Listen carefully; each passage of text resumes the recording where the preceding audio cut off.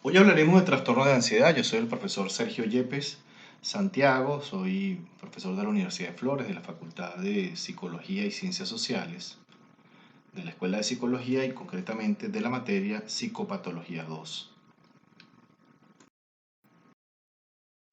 El abordaje que vamos a dar al trastorno de ansiedad, visto desde el Manual Estadístico de Trastornos Mentales o DSM-5, va a ser la perspectiva sistémica. Nosotros trabajaremos la unidad de análisis, es decir, el individuo como tal no es el sujeto aislado, no es la persona aislada, realmente es una persona en relación, en interacción, en circunstancia y a su vez vinculado interna y externamente desde su eje neuropsicobiológico. Desde allí vamos a abordar este fenómeno. Cabe destacar que no vamos a tomar en cuenta elementos que ya están más que dichos en el DSM-5 como los criterios clasificatorios. Vamos a abordar en general algunos aspectos que complementan la visión del DSM para no estar redundando en clasificaciones y reclasificaciones estadísticas y diagnósticas. Vamos a procurar avanzar desde una visión integradora. La definición de ansiedad en general, en términos generales, es una emoción que surge ante situaciones ambiguas en las que se anticipa una posible amenaza y que prepara al individuo para actuar ante ellas mediante una serie de reacciones cognitivas, fisiológicas y conductuales. ¿Eso qué quiere decir? Que la ansiedad es un aspecto normal de nuestra vida. Nosotros estamos neurobiológicamente dotados de este aspecto, de esta capacidad de experimentar la ansiedad. Nos predispone, nos ayuda a estar alertas, nos ayuda a actuar de manera directa para anticipar algún tipo de amenaza. Recordemos que vivimos hoy en situaciones en las cuales puede estar en peligro nuestra vida, así como estuvimos de la misma forma cuando empezamos a caminar como Homo sapiens.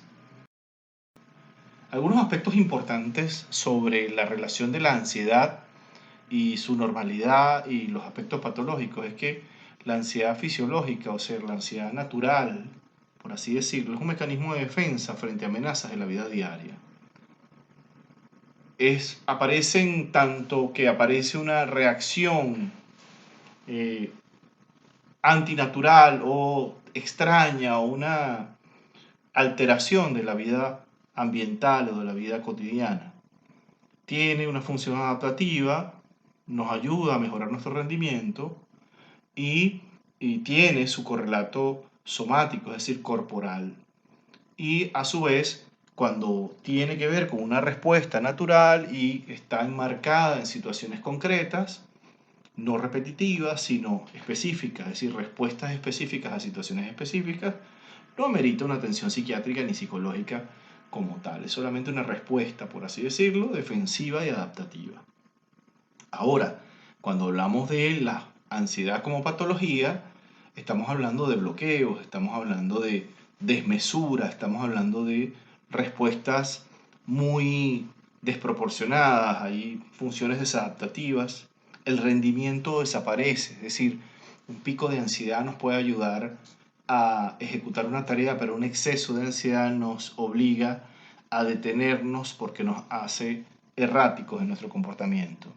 Y tiene un componente somático importante. Hay enfermedades psicosomáticas que están asociadas a la ansiedad, trastornos gástricos, trastornos neuropsicológicos puntuales, problemas en la piel, problemas neuromusculares, en fin, hay una serie de elementos que están vinculados a esta situación de alerta sostenida y genera, por supuesto, una demanda de atención psiquiátrica y psicológica.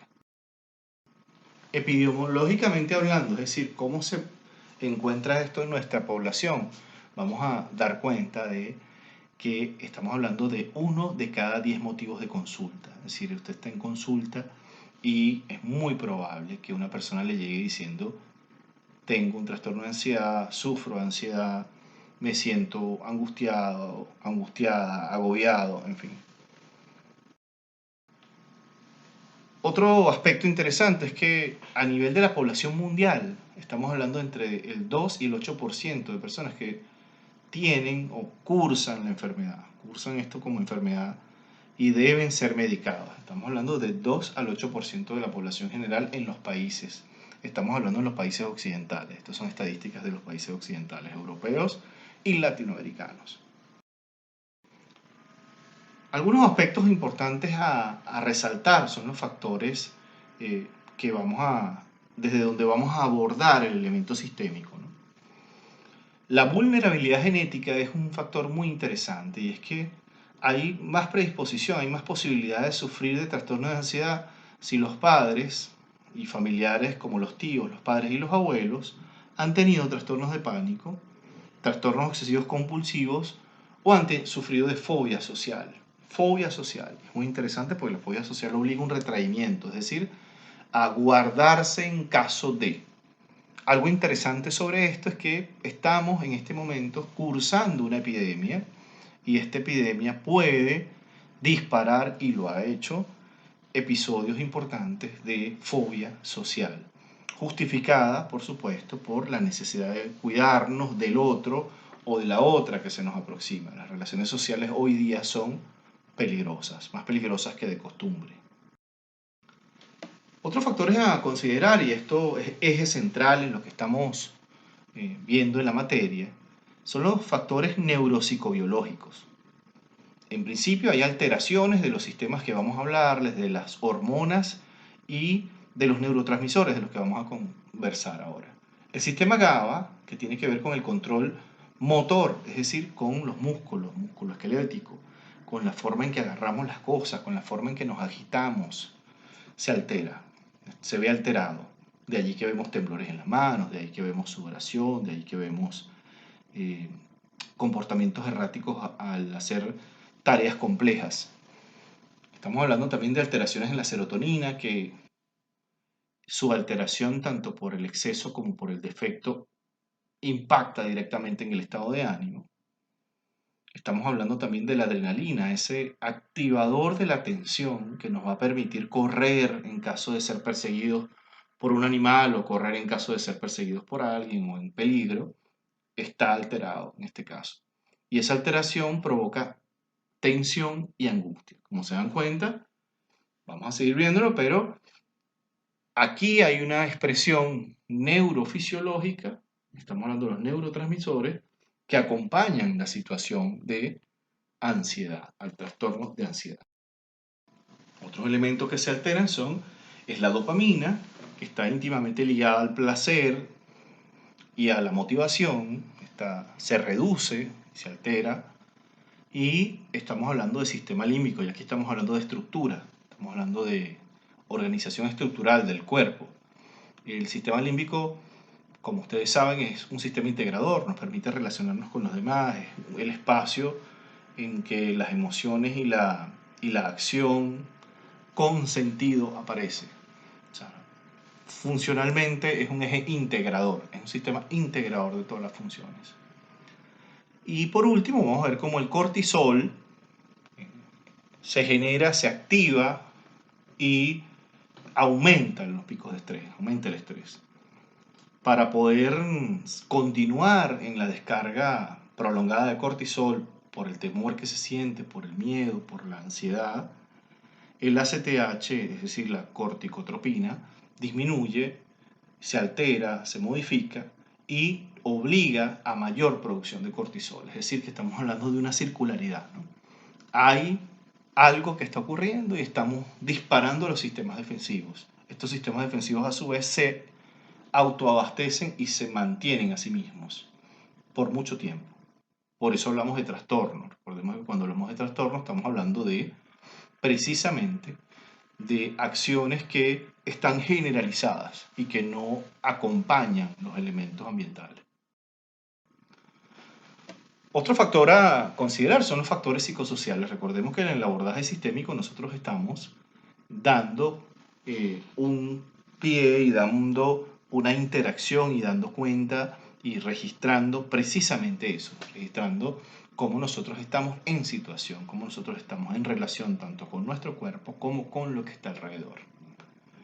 Cambios de situación, como las mayores estresantes, podríamos decir mudanzas, duelos, pérdidas de estatus, cambios en el ritmo de vida.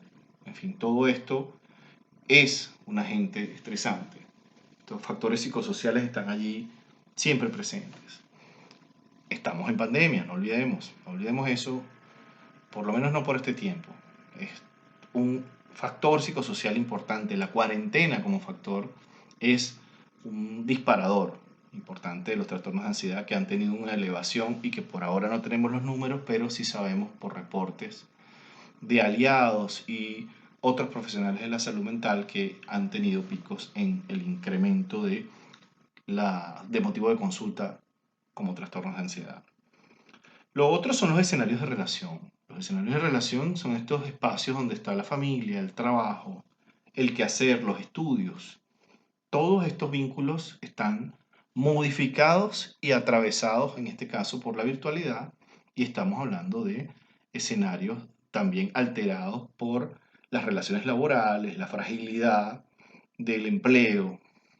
Hoy día ya sabemos que hay personas con mayores capacidades tecnológicas que otras y estos a su vez tienen mayores posibilidades de tener trabajo, así como hay quienes tienen otras relaciones y estas relaciones les ayudan a tener más estabilidad social en general. Pero realmente va a ser bien importante estos escenarios de relación como agente, unos fuentes de las relaciones entre el sujeto, la persona y su ambiente y cómo estas en su vez inciden en la producción de hormonas y neurotransmisores asociados al estrés y a su vez en el cultivo de espacios para que se ejerza el trastorno de ansiedad, para que aparezca el trastorno de ansiedad. Algunos factores traumáticos debemos considerarlos, ustedes lo vieron en las clasificaciones y tienen que ver con trastornos de ansiedad vinculados con experiencias muy puntuales. Estamos hablando de experiencias complejas, agresiones de algún tipo, víctimas de violencia, víctimas de desastres naturales y cualquier otra condición de emergencia que rompe la continuidad y diluye la línea de vida y cambia el proyecto de vida de las personas. Accidentes pequeños, accidentes grandes, en fin. Situaciones de dolor, angustia y de muerte con el otro o con la otra. Por ejemplo, la pareja está en este momento hospitalizada porque tiene COVID, no reacciona o peor aún, no se sabe cómo está porque está en unidades de terapia intensiva en donde no se puede acceder. Y que ahí hay una situación de dolor y de angustia y por supuesto de antesala y de posibilidad de muerte. No olvidemos que en el trastorno de ansiedad lo que está detrás también es el temor por la muerte y por el vacío. Algunos elementos, ahora que hablamos de la muerte y del vacío, son los factores, y vamos aquí a hacer el abordaje psicológico y vamos específicamente con los factores psicodinámicos. Hablaremos que lo que hay es una activación de las defensas yoicas ante una situación de peligro. El problema está en que estas defensas yoicas no logran la restitución de la homeostasis. Al no lograr la reunificación, la restitución y el balance adecuado en la homeostasis, lo que va a ocurrir es que persiste la ansiedad y persiste la respuesta psicosomática. Algunos factores que también debemos considerar, que son los que acompañan los psicodinámicos y el resto que hemos hablado, son los factores cognitivos y conductuales. Lo que ocurre en el trastorno de ansiedad es una sobrevaloración de la situación amenazante y la infravaloración de sus potenciales personales. Es decir, la persona no se siente con las debidas capacidades para abordar lo que le ocurre. Algunos plantean en los modelos más cognitivos que lo que hay es una falta de información sobre el futuro o sobre la acción futura. Y esta falta de información, este vacío, esta nada que aparece, no puede ser sustituido por relaciones conceptuales o por esquemas mentales o por sistemas de información que subsanen el problema. Y entonces persiste la condición, persiste el trastorno de ansiedad. Es importante hablar del pronóstico. Cuando hablamos del pronóstico es que el trastorno de ansiedad cursa crónicamente. ¿Qué significa esto? Que el trastorno de ansiedad rara vez desaparece. ¿Qué va a ocurrir? Bueno, va a ocurrir que vamos a tener periodos de remisión, es decir, periodos en los cuales está solapada la respuesta, está enmascarada o está silente, está allí como una brasa sin hacer mayor fuego, mayor calor, incipiente, y luego en algún momento aparece una exacerbación porque las circunstancias exteriores o interiores, es decir, las vivencias tanto emocionales como ambientales las disparan. Es decir, está allí siempre presente, muy, muy atento a la posibilidad de reaccionar nuevamente. La intervención, ya por último hablaremos de la intervención es psiquiátrica y psicológica. ¿Sí? Nosotros hacemos nuestra parte en psicoterapia, independientemente de la psicoterapia que estemos haciendo, cognitivo-conductual, psicodinámica o neuropsicológica, o la que deseemos trabajar, psicosocial, y esto hay que acompañarlo con medicación porque como ya vimos hay una profunda alteración de los sistemas hormonales y de los sistemas de los neurotransmisores y hay una intervención sobre el cuerpo y esta intervención sobre el cuerpo genera un desgaste importante y es fundamental dar cuenta que los trastornos de ansiedad son precursores de enfermedades psicosomáticas, son precursores de enfermedades psicosomáticas como el cáncer, como el lupus, como enfermedades asociadas a dermatitis crónicas, como las rosáceas, y también enfermedades del tracto gastrointestinal, es decir, problemas del colon, colon irritable, gastritis, úlceras, así como de los sistemas neuromotores. Estamos hablando de dolores musculares, estamos hablando de los osteomusculares, estamos hablando de contracturas importantes e incluso, perdón, llegamos también a ver conversiones, es decir, depósitos emocionales sobre partes del cuerpo, es decir, momentos en los cuales hay un descontrol de una parte del cuerpo. Amén de que también vamos a encontrar, por supuesto, en estas personas con trastornos de ansiedad, algunas conductas que reducen un poco porque generan algo de endorfinas, por ejemplo, y que tienen que ver con comerse las uñas, arrancarse los cabellos, la agitación continua de las piernas, de los brazos, del hombro, de las manos. O también podemos tener gente que tiene sudoración en las manos o sudoración excesiva a nivel corporal, con lo cual sabemos que hay una alteración en las glándulas sebáceas y en las glándulas sudoríparas. Así que bueno, hasta acá llegamos con esta presentación. Esperamos que el abordaje sistémico pueda darles una mirada más integradora y una mirada que permita completar lo que van a ver en los manuales diagnósticos que hemos estado trabajando.